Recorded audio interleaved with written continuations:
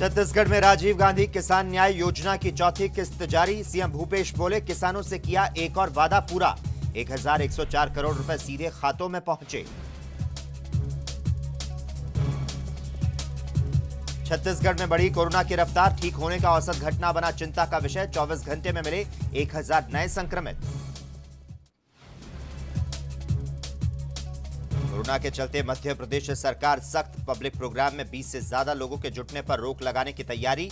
नहीं लगेगा अशोकनगर का प्रसिद्ध करीला मेला।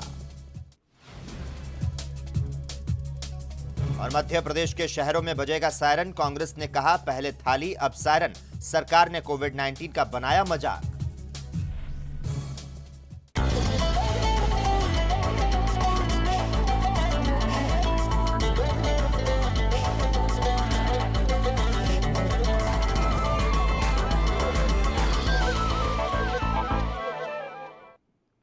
नमस्कार, स्वर्णिम मध्य प्रदेश छत्तीसगढ़ में आपका स्वागत है और मैं हूं आपके साथ लोकेश जगवानी।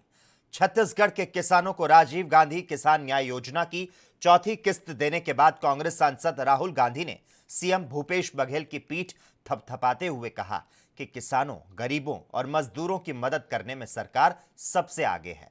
उन्होंने कहा कि छत्तीसगढ़ की भूपेश सरकार एक के बाद एक अच्छे कदम उठा रही है। छत्तीसगढ़ की सरकार ने जनता से जो वादे किए उसे पूरा कर रही है। गांधी वीडियो कॉन्फ्रेंसिंग के माध्यम से जुड़े। सीएम भूपेश बघेल ने कहा कि मुझे खुशी है कि किसानों से किया एक और वादा सरकार ने पूरा किया। इस अवसर पर मुख्यमंत्री भूपेश बघेल ने राज्य के 19 लाख किसानों के खाते में 1104 करोड़ 27 लाख रुपए की राशि अंतरित की। इस तरह से किसानों को एक साल में कुल 5628 करोड़ रुपए की राशि दी गई है। किसानों को प्रति एकड़ 10,000 रुपए की सहायता दी जा रही है। मुख्यमंत्री भूपेश बघेल ने गोधन न्याय योजना के तहत 1,62,000 से ज्यादा पशुपालकों एवं ग्रामीणों से बीते एक माह में क्रय किए गए गोबर के मूल्य में एवज 7 करोड़ 55 लाख रुपए की राशि सीधे उनके खाते में अंतरित की। अब तक 88 करोड़ रुपए का भुगतान किया जा चुका है।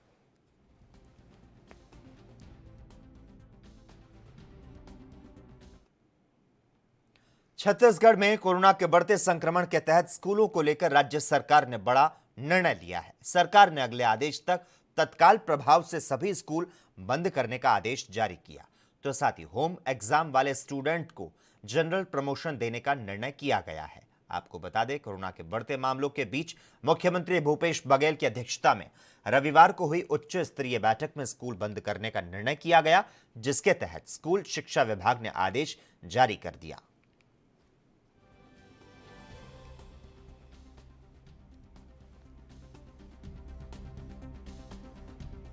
तो आपको बता दें, सभी स्कूलों को बंद करने का जो आदेश है वो जारी किया गया है। छत्तीसगढ़ में जिस तरह से कोविड-19 के संक्रमण के मामले हैं वो बढ़ते जा रहे हैं और इसके तहत स्कूलों को लेकर राज्य सरकार ने बड़ा निर्णय लिया है। सरकार ने अगले आदेश तक तत्काल प्रभाव से सभी स्कूल बंद करने का आदेश जारी किया। तो साथ ही होम एग्जाम वाले स्टूडेंट को जनरल प्रमोशन देने का निर्णय किया है।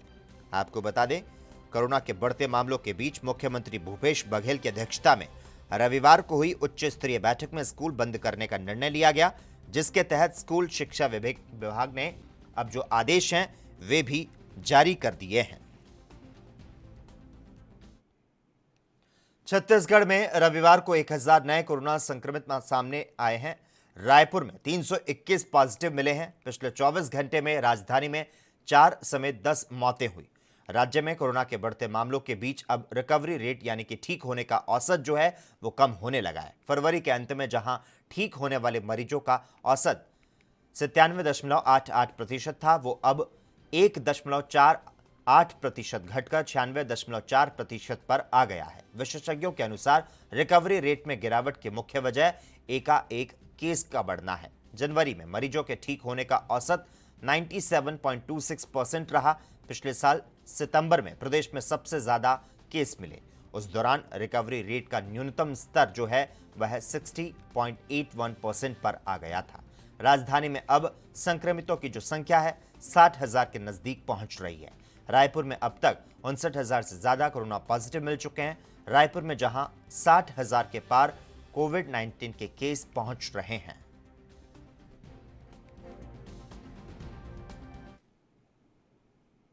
प्रधानमंत्री नरेंद्र मोदी की मौजूदगी में वीडियो कॉन्फ्रेंसिंग के जरिए जल शक्ति मंत्री गजेंद्र सिंह शेखावत, मध्य प्रदेश के मुख्यमंत्री शिवराज सिंह चौहान और उत्तर प्रदेश के मुख्यमंत्री योगी आदित्यनाथ ने केन बेतवा लिंक परियोजना से संबंधित दस्तावेज पर हस्ताक्षर किए।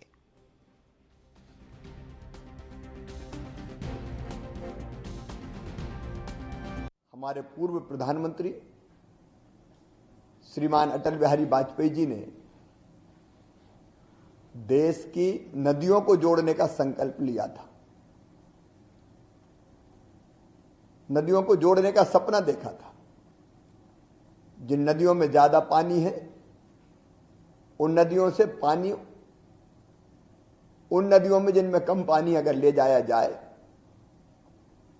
तो व्यर्थ बह के पानी समुद्र में नहीं जाएगा, वो सिंचाई के काम भी आएगा, वो पीने के काम भी आएगा।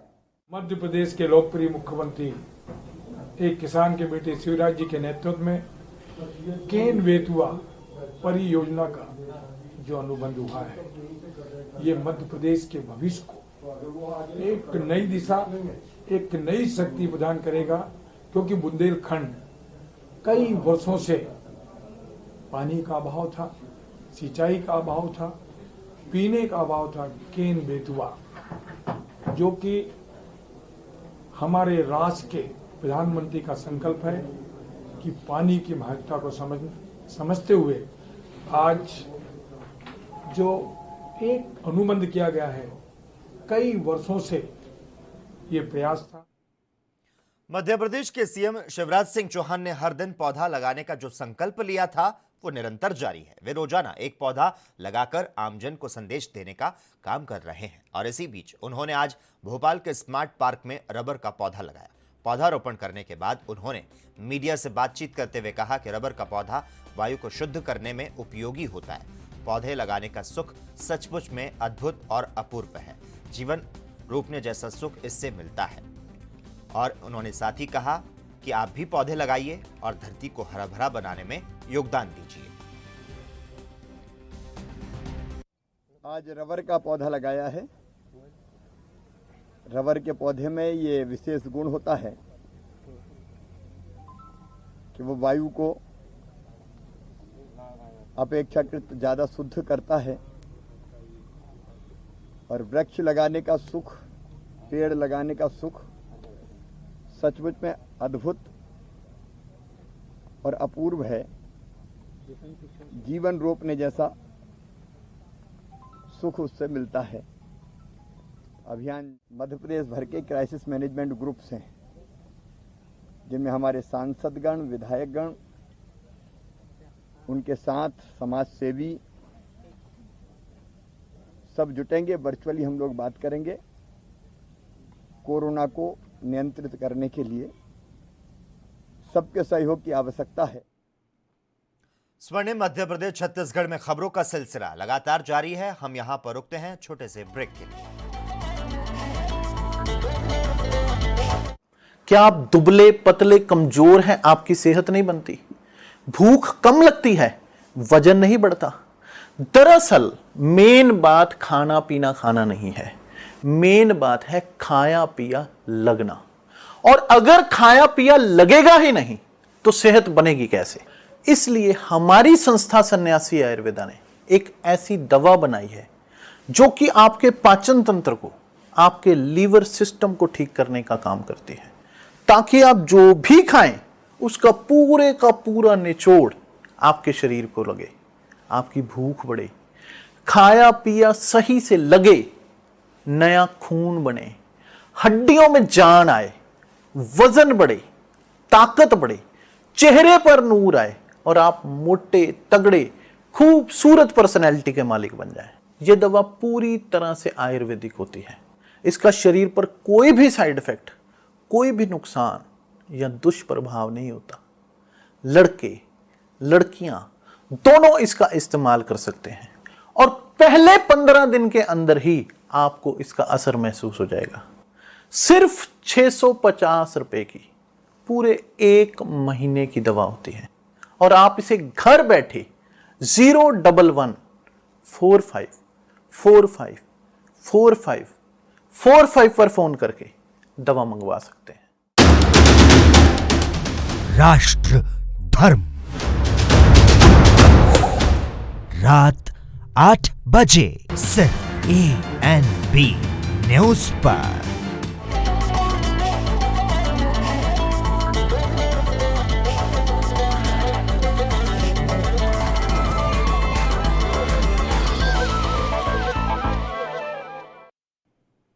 ब्रेक के बाद एक बार फिर से आपका स्वागत है।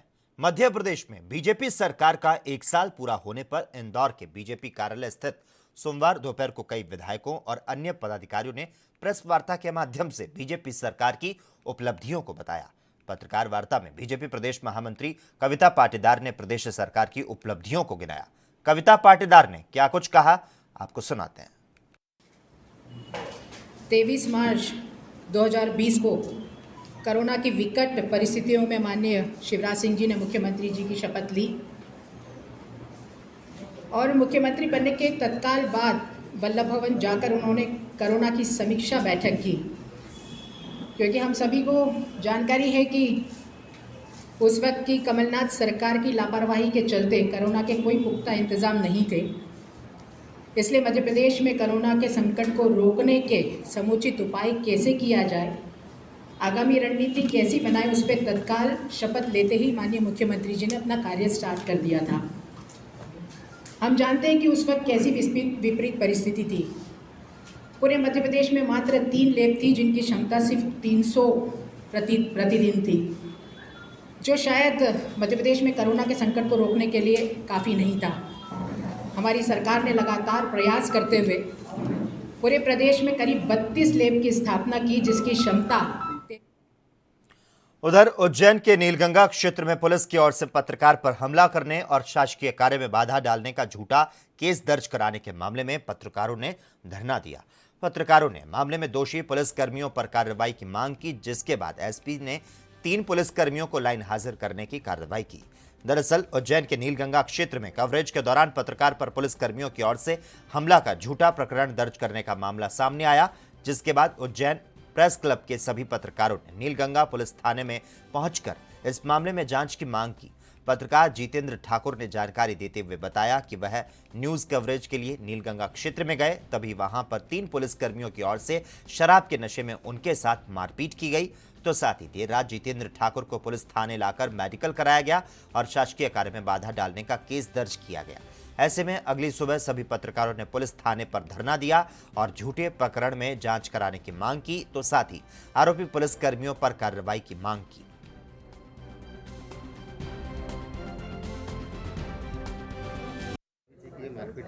देखिए, बीती रात हमारे वरिष्ठ पत्रकार साथी जितेंद्र ठाकुर अपनी रिपोर्टिंग के दौरान पुलिसकर्मियों से उनका कुछ विवाद हुआ और उन पर जो है अकारण शासकीय कार्य में बाधा डालने का प्रकरण 353 में दर्ज कर लिया गया। इसकी हम बहुत घोर निंदा करते हैं। सुबह से आज हम लोगों ने सभी पत्रकार साथियों ने इस शहर के यहाँ धरना दिया हुआ था। हमने पुलिस से मांग की, एडिशनल एसपी अमरेंद्र सिंह यहाँ पहुँचे, उन्होंने इन तीनों पुलिसकर्मियों जो दोषी थे उन्हें लाइन हाजिर किया है। साथ ही जो 353 का मुकदमा दर्ज हुआ उस पर भी जांच की मांग की गई है, उसको मामला जांच में डाल दिया है और एक एप्लीकेशन हम वरिष्ठ पत्रकार जो हैं जितेंद्र ठाकुर उनसे भी ली गई है कि उनके साथ क्या दुर्व्यवहार है, उसकी भी हमने अवगत कराया है। मेरा इस विषय में कहना है कि आला अधिकारियों को निष्पक्ष जांच करना चाहिए। जिस प्रकार से 3 से 4 पुलिसकर्मियों ने शराब पी के एक प्रतिष्ठित पत्रकार पर हमला किया, उसको थाने पर उठा के लाए हैं, उसका मेडिकल कराया, उसको 353 का प्रकरण दर्ज किया। ये पत्रकारिता पे चौथा स्तंभ पे हमला है सीधा सीधा। और अधिकारियों से मैं मांग करता हूँ उसमें तरीके कार्रवाई होना चाहिए। 4-3 पुलिसकर्मियों को सस्पेंड करके उन पर प्रकरण दर्ज करना चाहिए और जो प्रकरण झूठा प्रकरण दर्ज किया गया हमारे जितेंद्र ठाकुर जी पे, उसको खात्मा करना चाहिए। एक बदमाश से पत्रकार होने का सबूत लिया जा रहा है, क्या उचित है? ये सबसे बड़ी दुर्भावना है। मतलब क्या कहा जाए इसको कि पुलिस के पास अपना सूचना तंत्र खत्म हो गया खुद का। वो जनसंपर्क से पता कर सकते थे या जिस चैनल में जितेंद्र ठाकुर काम करते हैं वहाँ से पता कर सकते थे। एक किसी गुंडे से पूछ रहे हैं कि पत्रकार है नहीं है, ये पत्रकारिता सर्टिफिकेट के गुंडे कर देने लग जाएंगे उज्जैन शहर। उज्जैन में ज्योतिर्लिंग बाबा महाकाल के विराजमान होने से हर रोज किसी न किसी नेता, अभिनेता, हिंदू संगठन के पदाधिकारियों और आम जन का आना जाना लगा रहता है। ऐसे ही महाकाल बाबा के चरणों में नतमस्तक होने पहुंचे विश्व हिंदू परिषद के राष्ट्रीय उपाध्यक्ष और राम जन्मभूमि तीर्थ क्षेत्र के मुख्य ट्रस्टी चंपत राय ने कार्यकर्ताओं को संबोधित करते हुए अपने विचारों को रखा। चर्चा के दौरान उन्होंने बताया कि राम जन्मभूमि पर मंदिर की तैयारी अच्छी चल रही है, 3 साल में मंदिर बनकर तैयार हो जाएगा।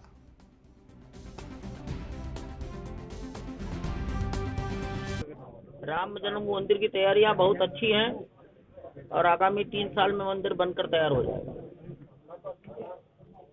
सर, एक भव्य मंदिर अब चूंकि बन रहा है, क्या कोई वहाँ पे ड्रेस कोड भी कोई लागू होगा क्या महिलाओं के लिए, या फिर कुछ भी वो पहन भारत के किसी मंदिर में भी ड्रेस कोड नहीं है, दक्षिण भारत में होते हैं।